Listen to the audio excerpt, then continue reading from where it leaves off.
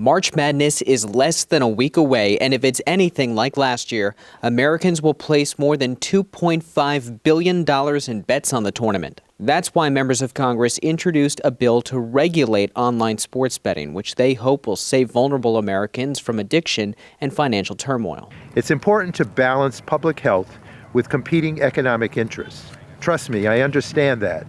But when every single solitary moment of every sporting event across the globe has become a betting opportunity in the palm of your hand, government must put its duty to protect its citizens from harm first. The Safe Bet Act would require states offering sports betting to ensure betting operators meet federal standards in 3 different categories: marketing, affordability, and artificial intelligence. It would prohibit sportsbooks from running ads during live sporting events, prohibit operators from accepting more than 5 deposits from a customer in a 24-hour period, and require operators to conduct affordability checks, and also prohibit deposits via credit card. It prohibits the use of AI to track gambling habits and offer individualized promotions. It bans prop bets on college and amateur sports and creates a national self-exclusion list. The bill's sponsors say this is necessary because the amount of money Americans lose gambling increases every year. The sports betting industry made $14 billion in revenue in 2024. But the reality is that $14 billion in revenue for the gambling industry is $14 billion extracted from the pockets of everyday Americans.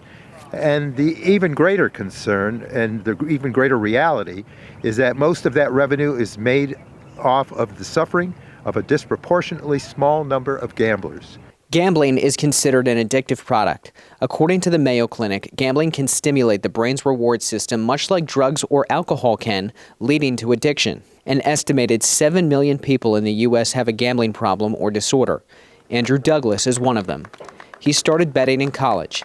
His father described the bets as small and innocent until he spiraled and hit rock bottom. May 27th, 2024 was the day that I attempted to end my own life. Gambling addiction had a hold of me and had taken me to the darkest hole that I could ever imagine.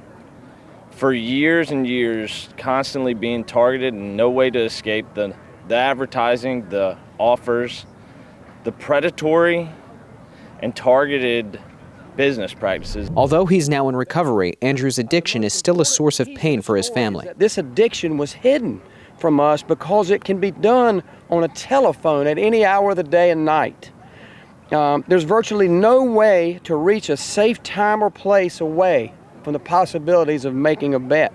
The lawmakers say they don't want to end sports betting. They're accusing the sports betting industry of purposefully exploiting addiction and driving people further into gambling abuse disorder. It's a science.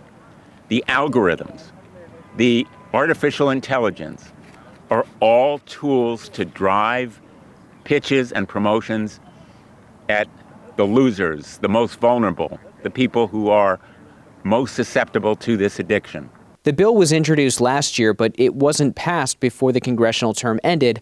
They're now starting the process all over again and have until January 2026 to get it approved. I'm Ray Bogan for Straight Arrow News. For more reporting, download the SAN app.